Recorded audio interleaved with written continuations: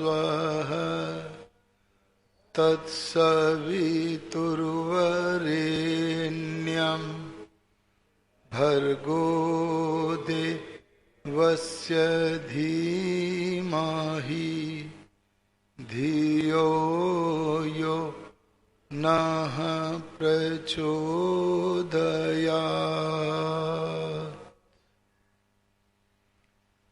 सभागार में उपस्थित पवित्र आत्माओं,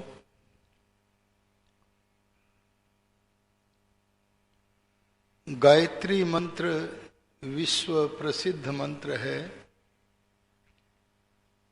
ऋषि मुनि और साधकों के मध्य में गायत्री मंत्र का बहुत ही आदर है। इसके आदर के कारण कई विशेषताएं हैं। उन विशेषताओं को यदि देखना है तो इस मंत्र के नामों पर थोड़ा सा चिंतन कर लेना चाहिए। इस मंत्र का सबसे अधिक प्रसिद्ध नाम है गायत्री मंत्र।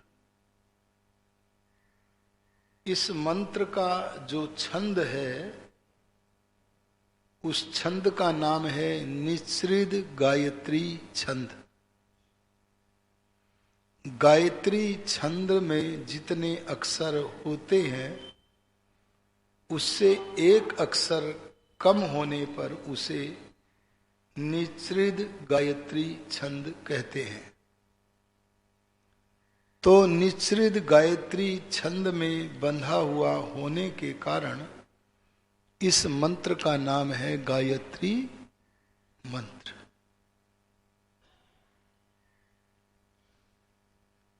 इस मंत्र को गुरु मंत्र भी कहते हैं। इसे गुरु मंत्र किस लिए कहते हैं? क्योंकि जब बालक माता पिता की गोद छोड़कर, पितृकुल को छोड़कर आचार्य कुल में जाता है और आचार्य कुल में अध्ययन करता हुआ वहां के अनुशासन में रहना सीख जाता है, तो आचार्य उसे पात्र समझकर अपना सामीप्य प्रदान करते हैं। आचार्य के द्वारा शिष्य को अपना सामीप्य प्रदान करने का दूसरा नाम है उपनयन।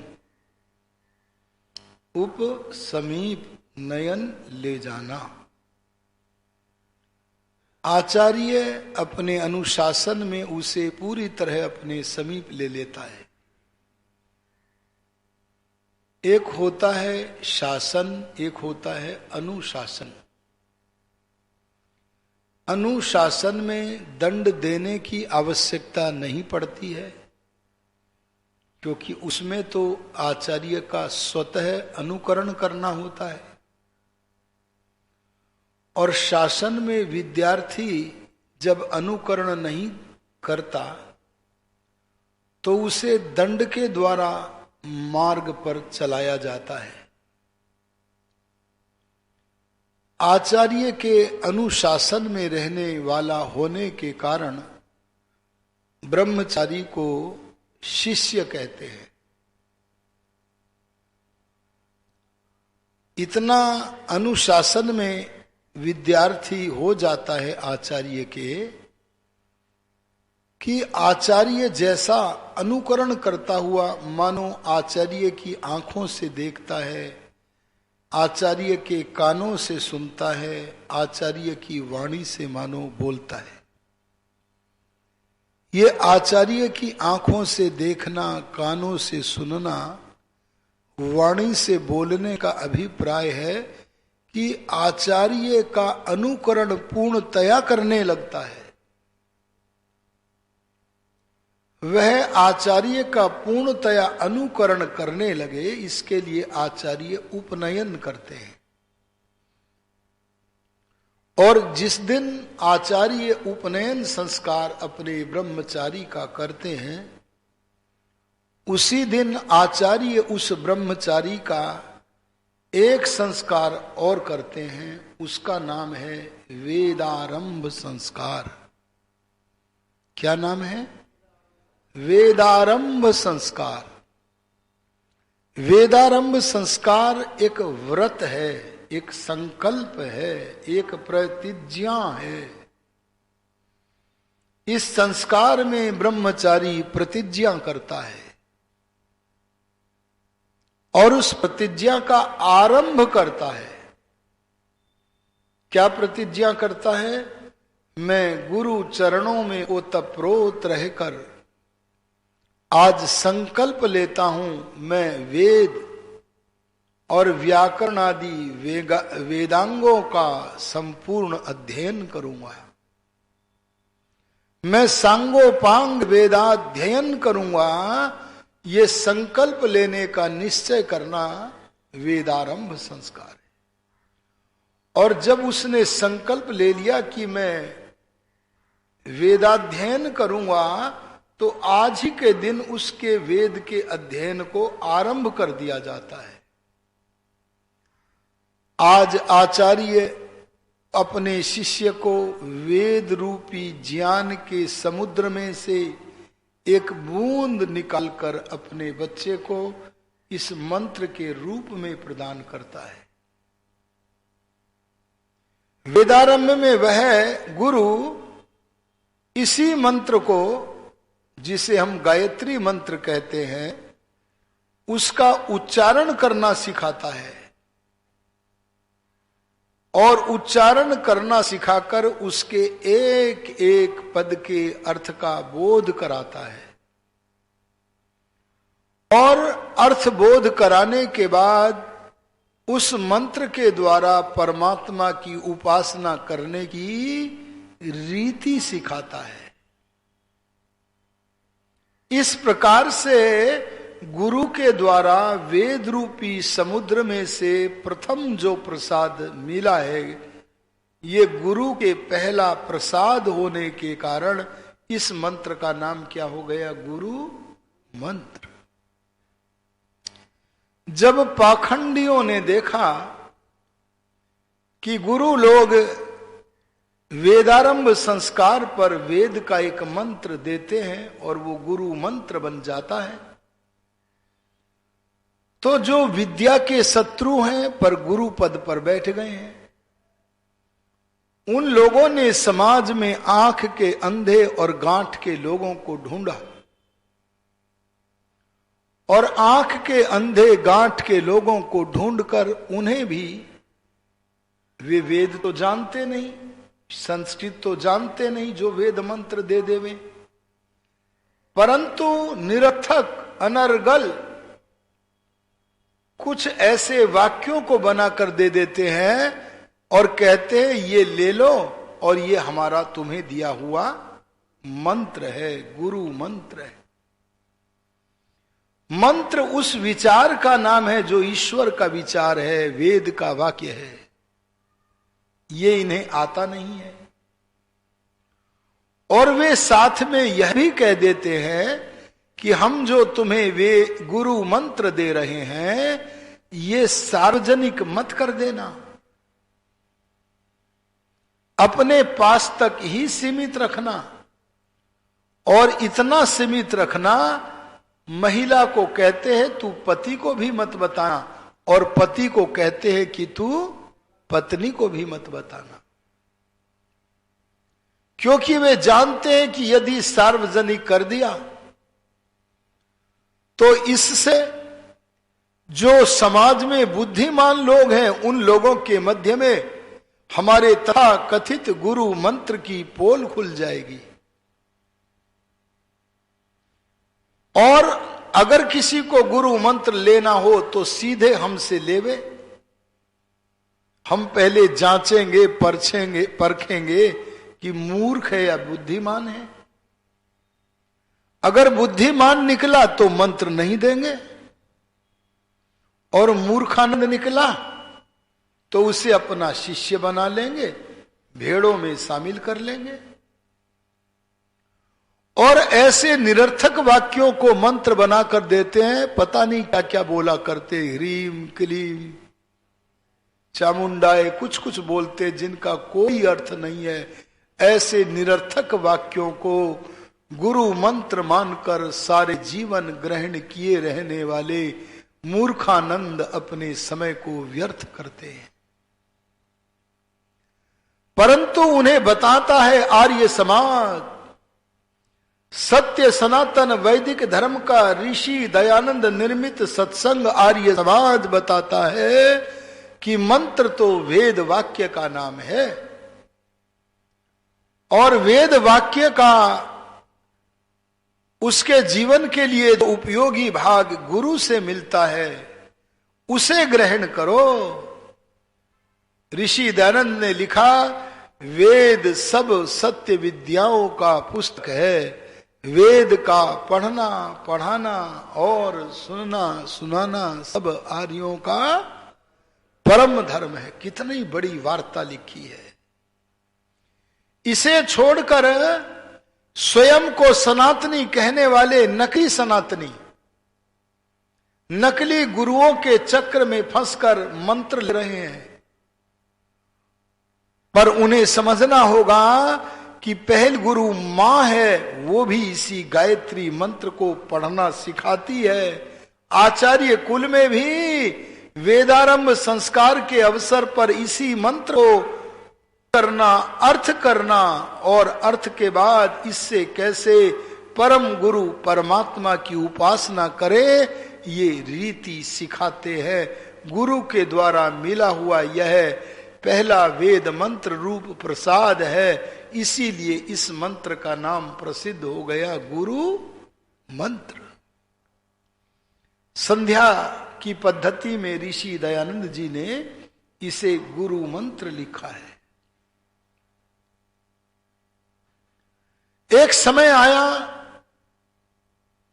कि उपनयन के अवसर पर जब वेदारंभ होता था तो वेदारंभ बंद कर दिया गया। क्यों बंद कर दिया गया? क्योंकि आरक्षण लागू हो गया। आज सरकारी नौकरियों में आरक्षण को हटाने की वार्ता तो सब करते हैं, लेकिन धर्म क्षेत्र में जो आरक्षण चल गया है उसे हटाने की वार्ता वे लोग पहले क्यों नहीं करते हैं? आज शंकराचार्य के पद पर हर व्यक्ति नहीं बैठ सकता, चाहे वह कितना भी विद्वान क्यों न हो जाए। वहां के आरक्षण को हटाने की बात क्यों नहीं की जाती है? ऋषि दयानंद ने उस आरक्षण को समाप्त किया और गुण कर्म स्वभाव के आधार पर वर्ण व्यवस्था का प्रचार किया। मैं आपसे निवेदन करना चाहता हूं कि वेदारंभ संस्कार भी बंद कर दिया गया। आधी आबादी ये जो महिलाएं हैं इनके विषय में बोला, स्त्री शूद्रऊ नाधियाताम। आधी आबादी, आधी जनसंख्या महिलाएं मूर्ख रहनी चाहिए, इन्हें मत पढ़ाओ। बताओ ये कितना बड़ा अधर्म का काम है, और धर्म के नाम पर अधर्म कर रहे हैं। और पुरुषों में भी कुछ समूह को छोड़कर सबके लिए मना कर दिया कि इनको भी वेद न पढ़ाओ। अरे वेद भगवान की वाणी है, बोलो कल्याणी है कि अकल्याणी है? कल्याणी आवदानी जनेभ्य। भगवान कहते मेरी वाणी कल्याणी वाणी है, और वो सब स्त्री पुरुषों के लिए है। इस भगवान के सत्य का खंडन करके वेदों के ऊपर रिजर्वेशन कर दिया। दयालु भगवान को दया आई और उन्होंने दयानंद बनाकर एक सत्य का दूत धरती पर भेजा, और उन्होंने इस आरक्षण को समाप्त किया। सनातन धर्म की विजय वैजयंती पताका को फहराने के लिए वेद के पठन पाठन का द्वार, अरे बोलो, सबके लिए खोला। सच पूछो तो सूखे उद्यान में दयानंद रूपी कोयल बोली, और वेदारंभ संस्कार पर व्रत लेकर, संकल्प लेकर, वेद का विद्वान बनने का संकल्प लेकर विद्वान बनता है मनुष्य, अरे स्नातक बनता है, विद्या व्रत स्नातक बनता है। तो इस संकल्प के अवसर पर हमारे गुरुजी का जो पहला प्रसाद मिलता है, ये पहला गुरु का प्रसाद होने के कारण इस मंत्र का नाम प्रसिद्ध हो गया गुरु मंत्र। इस मंत्र का एक नाम है सावित्री मंत्र। अरे बोलो क्या नाम है? सावित्री मंत्र नाम क्यों है? देखो, इस मंत्र की देवता है सविता। देवता माने विषय। क्या है इस मंत्र का विषय? सविता। इस मंत्र में सविता का वर्णन है। इस मंत्र का सविता से संबंध है। इसलिए सविता से संबंध होने के कारण इस मंत्र का नाम है सावित्री मंत्र। अरे बोलो क्या नाम है? इस मंत्र में जिसका विचार है वो सविता है। इस मंत्र की देवता सविता है। इस मंत्र में सविता पद का प्रयोग भी हुआ है,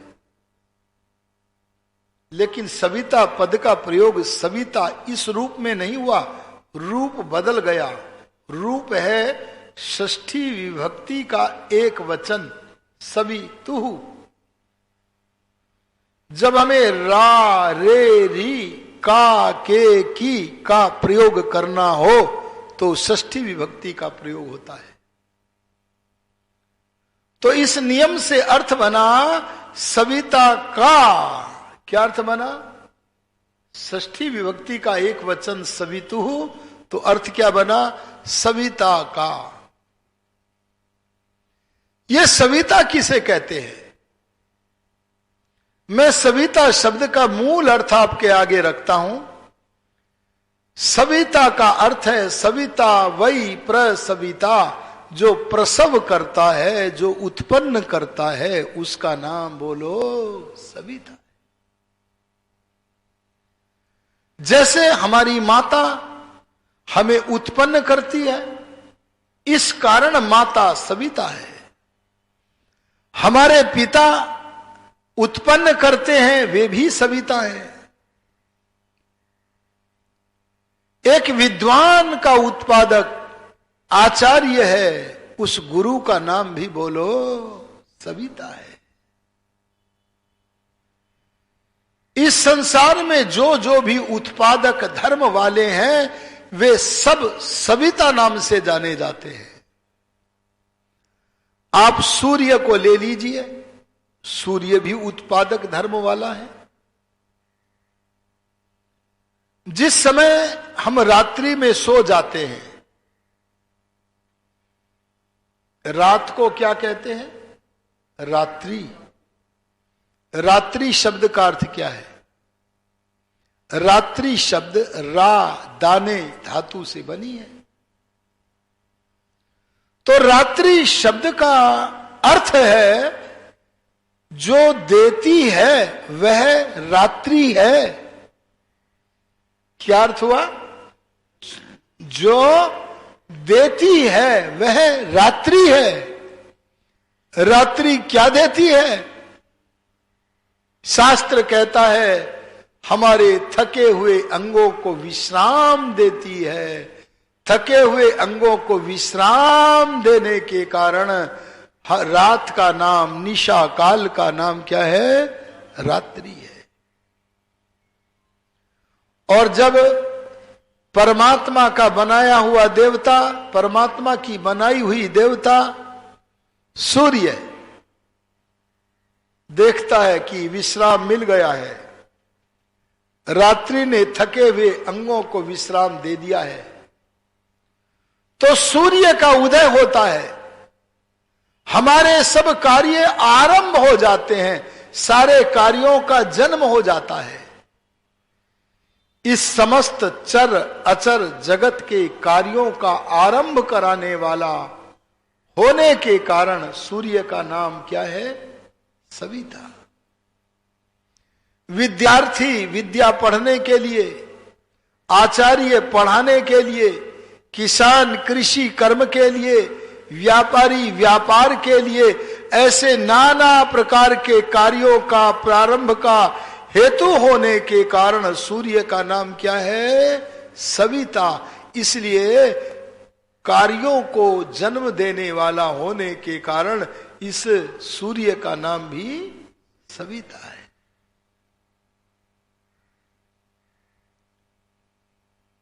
इस मंत्र में किस सविता का वर्णन है?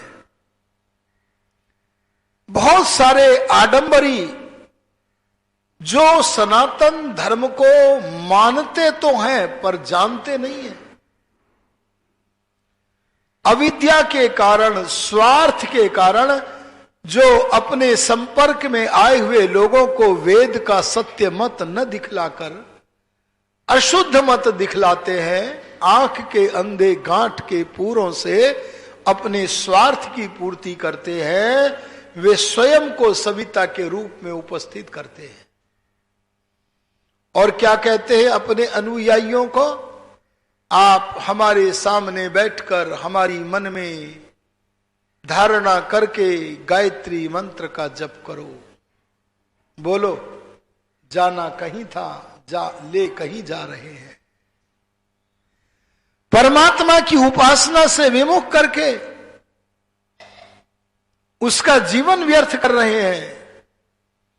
अगर वह अनुयायी कहे कि अगर गुरुजी आप न हो तो मंत्र का जाप कैसे करें, तब बोले, तब हमारे चित्र के सामने बैठकर अपने मंदिर में तुम गायत्री का जप करो। देखो यहां भी जाना कहां था और ले किधर जा रहे हैं। कोई अनुयायी यदि ये पूछे कि यदि आपका चित्र भी न हो तो क्या व्यवस्था है, तो कहते एक नारियल अपने सामने रख लो और नारियल में हम गुरु की भावना कर लो। आहा, उन्हें तो भावना शब्द का अर्थ भी नहीं पता। जो वस्तु जैसी है उसे वैसी ही जानना भावना है, और जो जैसी है उसे वैसी न जानकर उल्टी जानना ये अभावना है। अरे नारियल में गुरु की भावना भावना नहीं है, वो तो अभावना है। जो वस्तु जैसी है उसे वैसी न जानकर दूसरी जानना ये भावना नहीं, ये अभावना है। और भावना के नाम पर ये अभावना करा के कहते हैं नारियल को सामने रख के आप गायत्री मंत्र का जप करो। पर सनातनी वैदिक धर्म के महान प्रचारक सत्य के दूत दयानंद ऋषि ने कहा कि इस मंत्र में जिस सविता का वर्णन है वो माता नहीं है, वो पिता नहीं है, वो सूर्य नहीं है, उपासना काल में वो गुरु नहीं है। इस मंत्र में उपासना काल में जब इसका प्रयोग करो तो वो सविता दूसरा ही है। और वो सविता कौन है? सब संसार का उत्पादक। अरे सविताओं का भी सविता। संसार में जितने भी उत्पादक धर्म वाले सविता हैं, उन सविताओं को भी उत्पन्न करने वाला जो है, बोलो उसका नाम क्या है? सविता। और वो सविता का अर्थ है सब जगत को उत्पन्न करने हारा परम पिता परमात्मा। उपासना काल में इस मंत्र में जिसका वर्णन है वो गुरु नहीं है, वो सूर्य नहीं है, वह विचारणीय विषय है। सब चराचर जगत को बनाने वाले परमपिता परमात्मा। इस मंत्र में परमेश्वर रूप सविता का वर्णन होने के कारण इस मंत्र का नाम है सावित्री मंत्र। क्या नाम है जी? इसका नाम सावित्री मंत्र है। इसलिए इस मंत्र से सविता देव परमात्मा का विचार करना है। इस मंत्र के और भी बहुत नाम हैं। इस मंत्र का एक नाम है महामंत्र। अरे ये नाम भी सुना है कि नहीं? महामंत्र। अच्छा, मंत्र तो सभी महान होते हैं, परंतु यह छोटा सा, अक्षरों की दृष्टि से छोटा सा, अक्षरों की दृष्टि से छोटा सा किस महत्ता को लिए हुए है, किस बड़प्पन को लिए हुए है कि इसे ऋषि मुनियों ने महामंत्र कहा है। इसे महामंत्र कहने का जो कारण है, वो कारण क्या है? इस मंत्र में सविता देव की प्रत्यक्ष करने की तीनों पद्धतियां हैं। परमात्मा का साक्षात्कार करने के लिए जो जो करना होता है वह सब इस छोटे से मंत्र में है। और वो क्या करना है? स्तुति। अरे बोलो क्या करना है? प्रार्थना। अरे बोलो क्या करना है? उपासना। इस छोटे से मंत्र में स्तुति भी है, ईश्वर की प्रार्थना भी है, अरे ईश्वर की उपासना भी है। ये तीनों बातें एक छोटे से लघुकाय मंत्र में विद्यमान होने के कारण इस मंत्र को हमारे ऋषियों ने कहा, इसका नामकरण किया महामंत्र। इस मंत्र की रचना किसने की? ना, ऋषि मंत्र कर्ता नहीं होते हैं।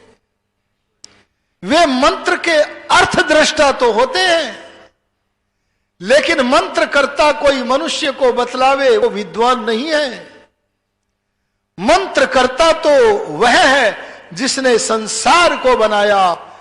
जैसे वेद के सारे मंत्रों को परमात्मा ने बनाया है, ऐसे वेद के इस अंगभूत सावित्री मंत्र की रचना भी, इसके पदों का क्रम, इन अनुपूर्वी आदि को सबको रचना करने वाला रचयिता परमपिता परमात्मा है।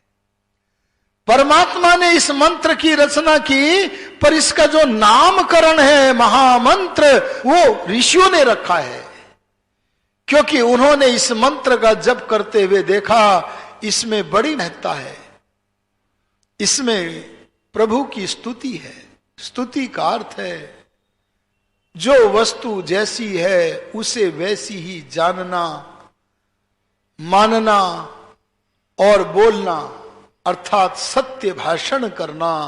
इसमें ईश्वर के विषय में जो कहा है वह सत्य भाषण है। ईश्वर का गुणगान इसमें विद्यमान है। और वो क्या? भूः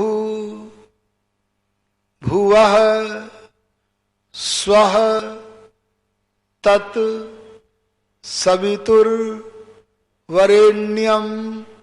इन पदों में परमेश्वर का स्तवन है, स्तुति है, परमेश्वर का गुणगान है। जो मनुष्य इन पदों के द्वारा भगवान का गुणगान करता है, उस मनुष्य में परमेश्वर के लिए प्रेम पैदा होता है, अति प्रेम पैदा होता है। आज हम भगवान की लंबी लंबी संध्याएं इसलिए नहीं कर पाते क्योंकि हमारे मन में परमेश्वर के लिए नाम मात्र का ही प्रेम है, अति प्रेम अरे बोलो नहीं है। ये अति प्रेम, ईश्वर के प्रति अति प्रेम, नाम की संपदा हमारे पास आ जाए, इसके लिए हमें परमेश्वर का स्तवन इस मंत्र आदि के माध्यम से करना होगा।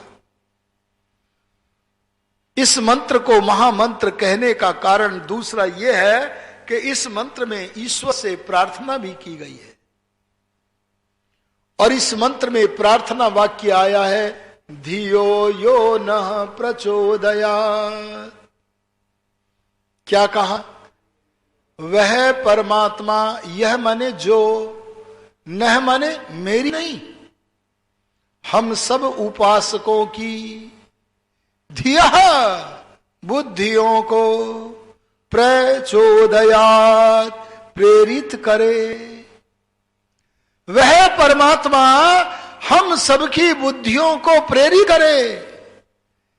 वैसे भगवान प्रेरणा तो सदा करते ही रहते हैं, क्योंकि उसके सब काम स्वाभाविक होते रहते हैं, लेकिन उसकी प्रेरणा हमें सुनाई नहीं देती, वह सुनाई देने लगे, ऐसी प्रार्थना इस मंत्र में कर रहे हैं। धियो यो नः प्रचोदयात्।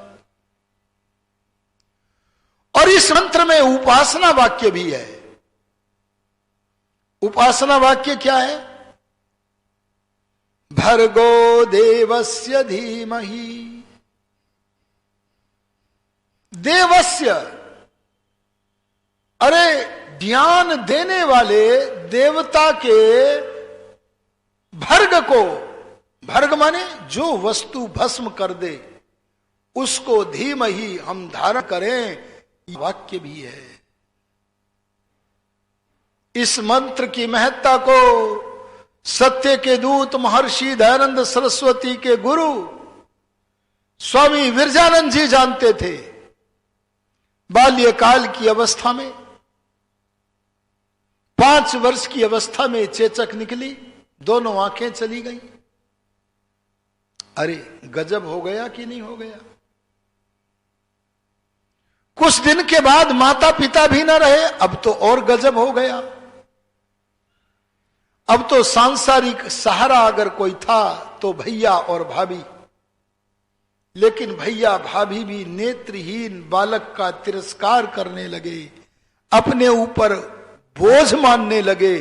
तब वह बालक अपने पंजाब के करतारपुर के ग्राम से चलकर आगे बढ़ा, हरिद्वार पार करता हुआ पहुंचा ऋषिकेश। पहले नाम था ऋषिकेश का ऋषिकेश। ऋषिक कहते हैं इंद्रिय को, ईश कहते हैं स्वामी को। जो अपनी इंद्रियों के स्वामी होते हैं, साधक होते हैं, वे जहां रहते थे उस ऋषिकेश नामक स्थान पर वह नेत्रहीन बालक पहुंच गया। और वह बालक परमात्मा की, अरे सविता देव की शरण में पहुंचा और गायत्री मंत्र के गंगा नदी के पानी में खड़े होकर लंबे लंबे समय तक जप करने लगा। लंबे लंबे समय तक मन को एकाग्र करके अर्थ का विचार करते हुए जप करने लगा। और इस जप का परिणाम आया, स्वामी विरजानंद इतना बड़ा आदमी बन गया। जिसे भैया भाभी बोझ मान रहे थे, वह इतना बड़ा आदमी बन गया कि उसे अपने यहां रखने के लिए राजा लोग तरसते थे। और जब कोई राजा मानता नहीं था कि नहीं मेरे यहां गुरुवर आप पदार्पण करो करो चरणों में, जब कोई राजा ओतप्रोत होकर के बार बार निवेदन करता था, तो ये इतना बड़ा आदमी बना विरजानंद। ये कहता था मेरा एक नियंत्रण है, उस नियंत्रण पर चलूंगा, तुम्हें प्रतिदिन मेरे से अध्ययन करना पड़ेगा। और किसी भी दिन अगर तुमने मेरे से अध्ययन नहीं किया तो मैं उस दिन तुम्हारा स्थान छोड़ दूंगा। अरे परमात्मा के आश्रय में रहने वाला स्वामी विरजानंद ऐसा करता था। अगर राजा प्रतिदिन पढ़ते थे तो रहते थे, और अगर एक दिन भी अनध्याय कर देते थे तो उस स्थान को राजा को बताए बिना चल पड़ते थे। आर्यो, इस मंत्र की महत्ता को देखना हो तो स्वामी विरजानंद जी के जीवन चरित्र को पढ़ो। स्वामी विरजानंद जी का जब देहावसान हुआ तो वो समाचार उनके शिष्य महर्षि दयानंद सरस्वती के कानों में पहुंचा। तब महर्षि दयानंद सरस्वती के मुख से अनायास एक वाक्य निकला था। क्या निकला था? उस नेत्रहीन महामानव के लिए निकला था, आज सूर्य अस्त हो गया। अरे आज व्याकरण का सूर्य अस्त हो गया। आर्यो, जिसके नेत्र नहीं है वो व्याकरण जैसे सबसे कठिन विषय का महान विद्वान बन गया। हमें दयानंद जैसा देवता बन गया। ये सामर्थ्य जिस मंत्र में है, आज मैंने उसका थोड़ा सा परिचय दिया है। यदि आपको इस मंत्र के अर्थ को जानने की इच्छा हो तो हमारा अग्रिम प्रवचन आप अवश्य सुनिएगा, उसमें हम इसके अर्थ का वर्णन करेंगे। अब इन्हीं शब्दों के साथ वाणी को विराम करता हूं। ओम शम। ओम द्यौः शांतिरंतरिक्षम शांति पृथिवी शांतिरापः शांतिरोषध वनस्पतयः शांतिर्विश्वे देवा शांतिर्ब्रह्म शांति सर्वं शांति शांतिरेव शांति सामा ओम शांति शांति शांति। जो बोले सो अभय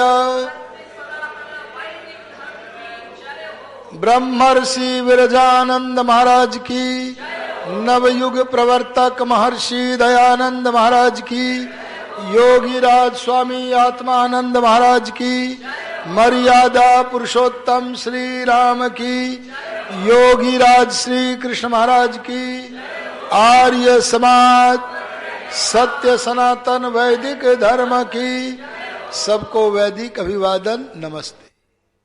कल को अकेले नहीं आए, अपने साथ कम से कम एक व्यक्ति को लाएं, आपको भगवान का प्रसाद मिलेगा।